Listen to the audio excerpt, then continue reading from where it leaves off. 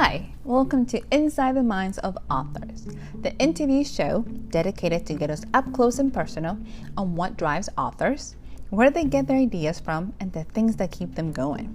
I'm DC Gomez, an indie author, and come and join me in these fun conversations. Hi, thank you for having me on the show. I'm Shalini P. Sawkar. I'm the author of The Murder of Jay Shekhar and Confessions of an IT Employee. Today, I'll be reading chapter 1 of my novel, Confessions of an IT Employee. In becoming an adult, I had meticulously lined my footsteps with those of everyone around me and steered as far away from my dream as I possibly could. But was my dream ready to let go of me? It was the day that sealed my fate. Oblivious to it, I woke up in my customary manner, which consisted of my mother screaming at the top of her voice from the bottom of the staircase that led to my bedroom. Sanchi, Sanchita, came her voice, loud and clear. I was 22 years old, and to say that by this point of time in my life my parents had grown utterly disappointed in me would be an understatement. However, I sought comfort in the knowledge that everyone my age faced the same situation. Yes, Mama, I'm up, I yelled back. My throat was groggy and sore from the air conditioning. I rubbed the sand from my eyes and looked for my cell phone on the bed. It was 7 a.m., a decent time for anybody to wake up, but not for me. My college was an hour and a half away. Ergo, I was running late. I rushed through my morning activities and was downstairs in 20 minutes. I grabbed my lunchbox and my bag on my way out. My parents, however, did not forget to point out, in a calm yet crestfallen tone, that I was sure to miss my bus. I was in my final year of engineering. It was the placement season at college. Global Software Services Limited, a well-known multinational company, was coming to our college for mass recruitment. And if I missed the bus, I would fail the chance to make a first impression even before the interview. I ran on the streets with uncombed hair and a half-open backpack. As I hurried to the bus stop, I saw a small yellow bus leave. I shouted and ran after it. Luckily, the driver saw me and stopped by the end of the road. I crossed quickly as the roads were fairly empty in the morning and stumbled into the bus, panting. I walked to the back and slumped my bag on my seat. It was a long ride. I sat on the bus, occasionally hopping from side to side, up and down, and hitting my head to the ceiling as the bus sped from Jayanagar to Town Hall and headed towards the north of Bangalore. I closed my eyes and slowly drifted off. When we were near college, I woke up to a thud as I hit my head to the ceiling. This was not uncommon. The driver had skipped a hump again. I rubbed my eyes until the pain subsided. Then, I started touring for the interview. I kept my resume in the first leaf and the previous semester's mark sheets behind it. When it was 5 minutes to 9, a fight broke out between an auto driver and a car owner in the middle of the street. The traffic built up so quickly that we would have to wait a good half hour to move an inch. It irked me and everyone on the bus. We decided to take our bags and hurry on foot to college. I coughed as I walked through a sea of slow-moving vehicles and smoke. This was one of the reasons I had to make it into the company that day. 3 hours of traveling every day for 4 years is reason enough to want to join the company close to home. At 9:10 a.m., RR Institute of Technology was bustling with thousands of people coming in and out of the gates. I walked around the golden statue of the founder at the entrance and went inside to the main building, smoothing my unkempt hair. I removed my pullover and stuffed it into my bag as I waited for the lift. There were 4 lifts in each corner of the corridor, but none of them opened for me that morning. Cursing, I walked up 3 floors and finally caught a lift to the 8th. As soon as I got off the lift, I saw a huge board, similar to a billboard bearing the message, Bonanza Offer, Diamond Company, Hearty Welcome to Global Software Services Limited, in red, followed by a ridiculous number of exclamatory marks. I chuckled. It resembled those cheap banners at supermarkets that scream sale to attract customers. I then rushed to the other end of the corridor, where the auditorium was. In the past 3 years of college, I had made many friends and had lost them just as quickly. One had stayed, Nishant. I checked my phone before I opened the double doors of the auditorium. There was no message from him. I felt a hand on my shoulder. Instantly, I turned around. It was not Nishant. It was one of my friends turned foe. "You're writing the test for this company too?" she asked. "Yes," I said impatiently. "But you already have an offer from another company." I simply looked at her questioningly. What was she getting at? As far as I remember, she had a handful of job offers herself. "Look," my friend said, "my friend has not got any offers. If you could not attend this one." I cut her short. "Are you telling me I have better chances of getting this job than your friend?" She scowled but did not answer me. "Am I snatching your friend's paper and not letting her attempt the test?" I went on. "Back off. You know when to tell me what to do." I stormed into the auditorium with a distracted mood. Placement season was a highly competitive time, and it was not uncommon for people to try and stop others from getting the job. I shook my head to clear it. The auditorium was filled. I looked at the heads of people in search of Nishant, and not finding him, I settled down into a seat at the back. Our auditorium was exactly like a theater, and companies were treated like celebrities. The lights were dim to play the video trailer of the company. I took out my cell phone to leave him a message when Nishant came in and sat next to me. "Nisha," I called him teasingly. "Where were you? I thought you weren't going to come." "I had some work," he said, and set his bag down. The easiest way to get on my best friend's nerves was to call him by his nickname, Nisha. But today, he didn't seem to care. I found it strange and wondered what was on his mind. But the video began to play, and I didn't get a chance to talk to him.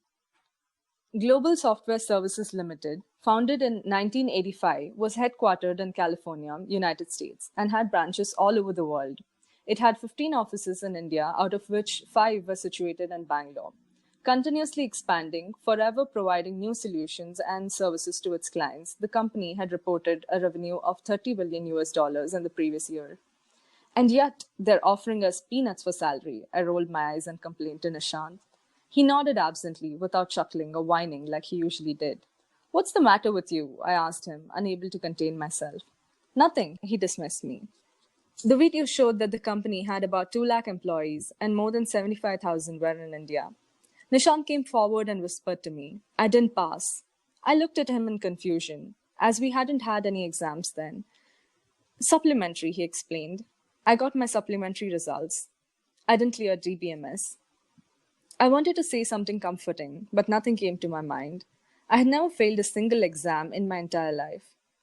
"Are you allowed to attend the interview for this company?" I asked before I could stop myself. I felt like a prick.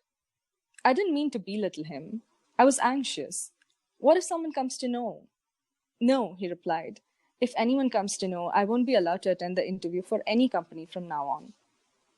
"But you're going to attend this?" "Yes," he whispered. "I have to." On the screen, the message from the CEO of the company was being played. It was followed by the clippings of happy-faced employees who shared their experiences working with the organization. I managed to give him a small smile. "I hope you get in." "Thanks," he said, smiling for the first time that morning. The video also showed a sneak peek into the infrastructure and facilities available in the multinational company. A cafeteria, a department store, library, gym, a recreational room where one could play carom, chess, foosball. But our delight was broken in a second when the video ended with the last slide that showed the bare minimum CTC they were offering. This was no peanut. This was the empty shell of the peanut. There were angry murmurs in the crowd, so the HR went on stage and explained. "It is our company policy to disclose only the basic CTC. Of course, once you join, there will be the joining bonus, the 6 months bonus, and various other components that will add up. Also, there's an excellent chance of a hike. Now, shall we proceed with our process? You will be taken into 2 groups to the computer labs to do your aptitude tests. Math, English, and reasoning sections, 60 points, 20 questions, and 60 minutes to complete. Any questions? No? Follow me." I hated the aptitude test. Why was the basic math section? How would that help in deciding if a candidate deserved to join an IT company? Why wouldn't they ask computer science and coding questions? "Why are you worried? You'll get through anyway. You're good at English and reasoning," Nishant remarked, gauging from my expression. In 4 years, Nishant had developed the supernatural ability to read my mind just by looking at my face. While it worked perfectly for gossiping about a common enemy in a group or planning to bunk a class, at times like these, I wish he didn't. He sat close by and nudged me to show him answers on the test. I told him he could see and copy whatever he wanted, but not to disturb me while I was trying to answer. He copied a couple of my reasoning section answers. When it came to math, Nishant turned to his neighbor on the other side. When the timer turned red at 5 minutes to 60, I submitted my answers for the aptitude test and logged out. I waited patiently for Nishant outside the computer lab. He came out looking rather pleased with himself. I suppose he had managed to flick a few more answers in the last 5 minutes. All good? He nodded. I'll get through. Great. Come on then, let's go to the canteen, I said, pulling his bag. I'm famished. He resisted. You go ahead. I'll join you, he said. I have some work. In the past, Nishant always asked me to accompany him everywhere. I wondered what work was it this time that he wanted to go alone. And also, he looked so serious about it. What work? I asked, scowling at him. I shouldn't have asked him because his answer made me want to bite my tongue. I have to fill the forms for another supplementary and pay the fees, he said. Oh, right, supplementary. I was lost for words. Okay, so how does this work? See, he said, clearing his throat. I go to the office. Over there, a bald man is sitting behind the desk. I go up to him and ask, Sir, please give me a supplementary form. He looks me up and down and says, You failed? Again? I say, Sir. He bends down, looks in his drawer, and retrieves the form. Really? I asked, chuckling. It's that simple? It is, he said, shrugging his shoulders. We burst out laughing. I shook my head. Shut up. You know what I meant. How does the second supplementary exam work? I'll have classes on the weekends and about 2 to 3 months to prepare for the exam. I'll clear it, but a backlog might get registered on my mark sheet. Would it affect your placement? I don't know. Right now, I'm using the provisional mark sheet. Just have to make sure nobody knows. I nodded, though I hadn't understood half the procedure he had mentioned. And I had no idea how he would manage being sneaky about a backlog. Shall I go with you? I asked, pointing to the exam office. I'll manage. See you later, I waved at him and left for the canteen. I bought myself a cup of noodles and Nishant joined me. A few minutes later, Nishant received a message from a friend that the results were put up on the placement department notice board, and we ran up with our noodles. I finished mine on the way and threw it in the bin when we reached the 8th floor. There was a crowd around the notice board. Nishant, being taller than I was, could easily push through the crowd and read the names on the list, while I tried. Both Nishant and I found our names on the list and rejoiced. There were about 200 people selected for the interview round. I was 100-something while Nishant was 55. We still had time for our turn, and so we sat down on the staircase beside the auditorium to study. I took out a bunch of textbooks from my bag. He picked the operating systems one from them, and I flipped through the pages of data structures and C++. A couple of hours passed. Every inch of the corridor was occupied by students. The tension was palpable. Nobody ate, nobody slept, and nobody went to pee unless it was absolutely necessary. Everyone was busy by hearting some complicated definitions from the textbook. Now and then, a volunteer called names, one by one, and minutes later, the same volunteer told them if they were selected for the HR round or not. The HR round was a given. We knew nobody would be taken out of the HR round unless they were complete psychos. So the pressure was on the technical round. After a while, I became thoroughly sick of it. I didn't want to study engineering in the first place, and I was being forced to by heart something that made absolutely no sense to me. I closed the textbook and put it in. It was 6 o'clock in the evening when the volunteer finally called out Nishant's name. I wished Nishant luck as he went in. I made peace with myself that it would be the last time I would be memorizing engineering definitions.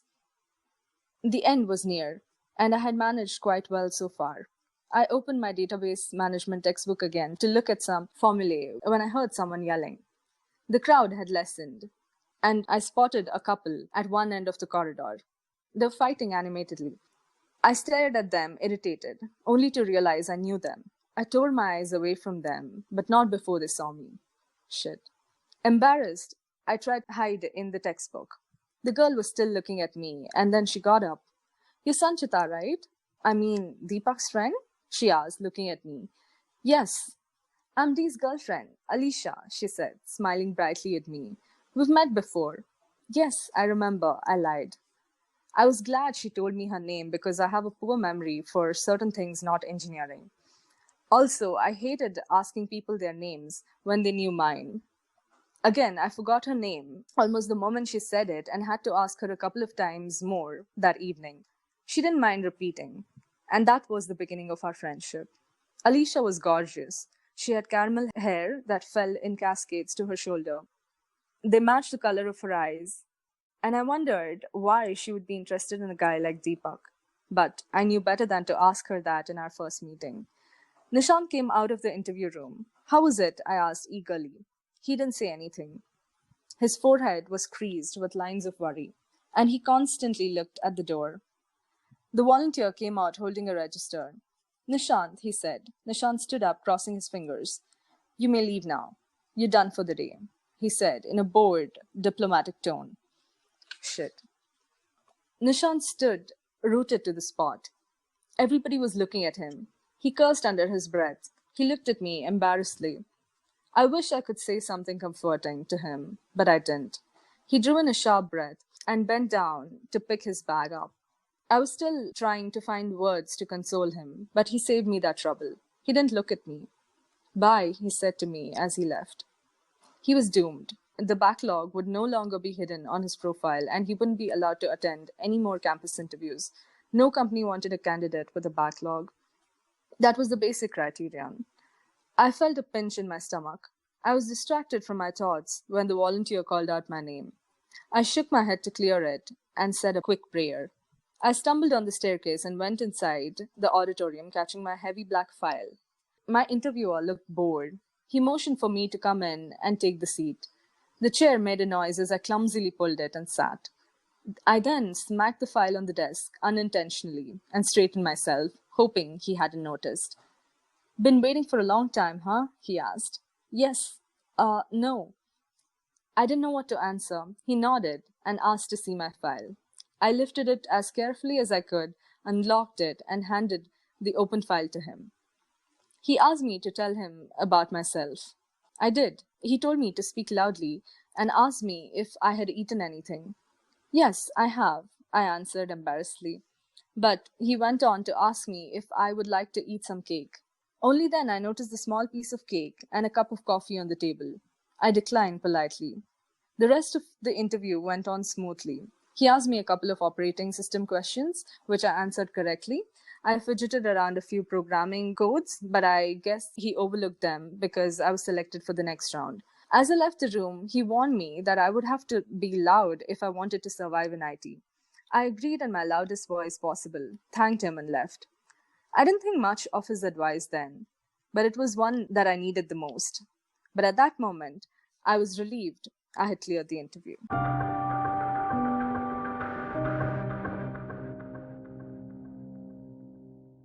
Hi, everybody. Welcome to another episode of Inside the Minds of Authors. Today we have the amazing Shalini coming directly from India to join us. Welcome, madam. How are you? I'm good. How are you? I'm good. Oh my God. Thank you so much for that reading. So tell us, give us a little bit of the background of the book. What is it about? Is it a life story? Tell us. Fill us in.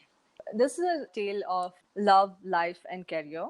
It's a tale of self discovery, battling societal norms, overcoming depression, discovering one's passion, and finding the courage to follow one's heart. For example, if one had a long lost dream of achieving something or honing their creative skills, they could begin today and create a life they want, despite their current situations, such as a day job, relationship issues, an overbearing boss, or an overprotective family. This is the story of four such engineers, Sanchita, Alisha, Bhumaja, and Nishant, who are in search of their true selves. So the story is set in Bangalore, which is the IT hub of India. Sanchita is a constantly misunderstood employee who's battling to make a choice between her passion and profession. Behind his happy go lucky attitude, Nishant is a guy who's overshadowed by his siblings. He spends most of his time getting wasted in bars because he feels he has no talent. He's trying to discover his passion in life. Bhumaja is a village girl who loses her inhibitions to fit into the urban crowd. but she's seeking for love and acceptance. We'll have to find out if she actually finds the love and acceptance that she's seeking, or does it leave her with an identity crisis? And Alicia is living in a romantic bliss, and she plans to move to another country with her boyfriend. But what if fate pulls the rug from under her feet?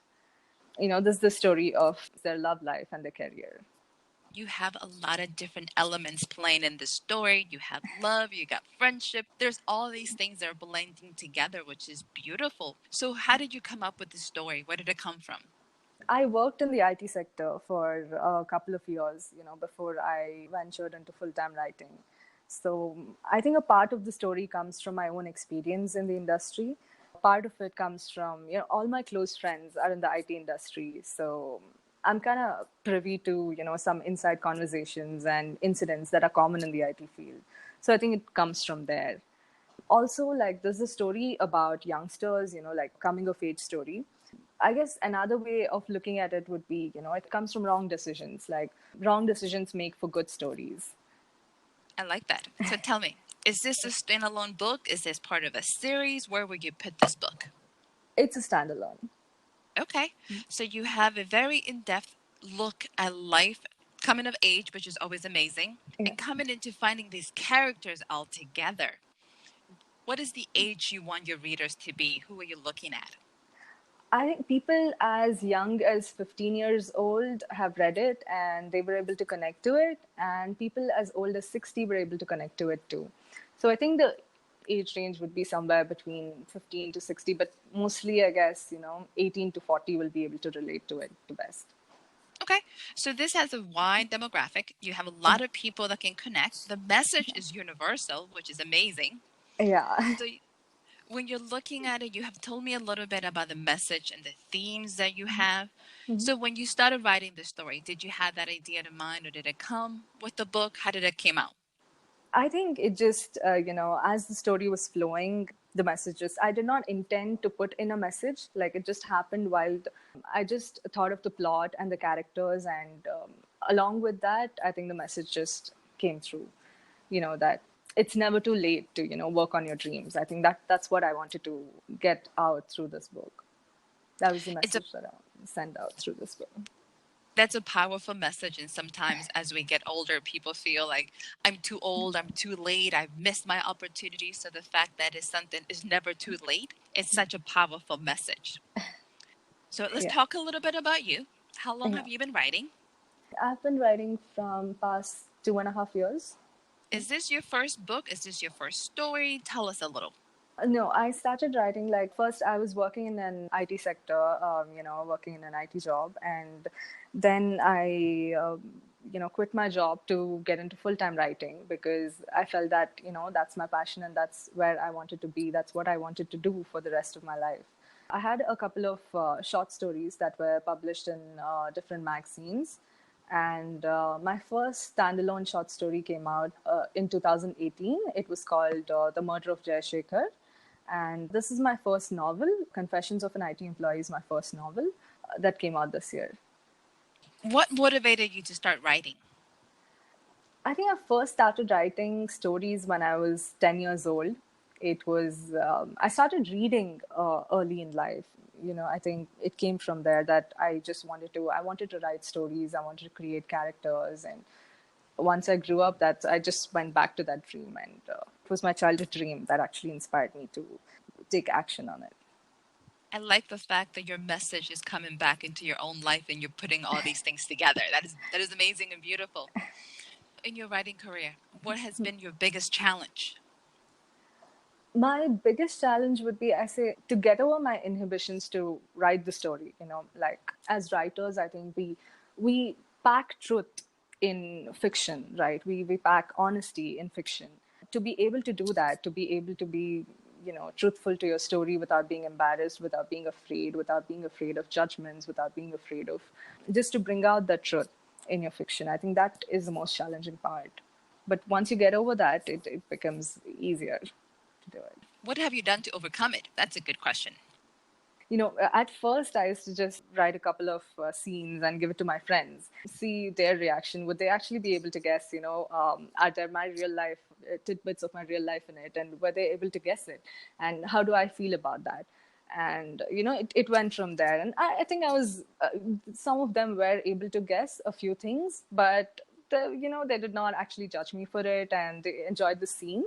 And that's how I just got over that yeah, you are going to put a little bit of yourself, your real life, into things, and that's okay. I like that you're overcoming your fears and being okay with people judging and Yeah. making assumptions, and being okay and comfortable with your writing, because that's usually a huge thing. Do you have a favorite book? Favorite book, I would say Fountainhead by Ayn Rand. I read it when I was, I think, 18 or 19 years old, and that just, the character of Howard Roark just stuck with me. And it talks about individuality, standing up for yourself, standing up for your dreams. And I think, yeah, that was one of my favorite books. One more I would say would be Harry Potter. Harry Potter was childhood. You got a little bit of the fantasy, you got the motivation, the coming of age. I can see those books affecting and influencing your writing. So, do you have an author that has inspired you? J.K. Rowling. Why? Yeah. She came out of nowhere and she just had this vision. And more than that, like, she took action on her story. Like, even if it took her, many years to, even after the story being in her head, like Harry Potter, she had conceived Harry Potter in her head way before she actually wrote it. But and then there were a few incidents in her life that happened, and she wasn't able to write it right then. But then she went back to it, and she did write it, and she did complete it, and So, tell us, what do you have working right now? What other projects are you working on? I'm working on a couple of thriller short stories and thriller series. What do you enjoy to work on? Or do you have a preference? Do you like different genres? I like both. I like, realistic fiction as well as thrillers. I think thrillers are a bit easier to write because, you're in that zone and in that mood. There's this suspense plot that's going on, so that it just makes it easier for you to write. Coming up, you got a couple thrillers you got working on. Any time frame when they're coming? What is the expectations? I think in a couple of months it should be out. Oh, great. If you can give a piece of advice to any upcoming writer, what would it be? I would say follow your curiosity, because I think that's what leads to stories. Just be curious about things and observe as much as you can, in the world around you. Speak to various kind of people, different places and different industries, and just follow your curiosity. So you started writing about IT, that world that you were in. Is your thriller going to be outside of that world? Are you looking at a completely different bubble? Well, a couple of short stories that I wrote were related to IT. Somewhere, that element just comes in. But there was one more that I wrote related to medicine. I had a lot of friends from the medical field, and, they were able to give me insights into their career and how things work for them. So I was, I would say, yeah, medicine and IT. The thrillers are set in these. How much research do you do for your books?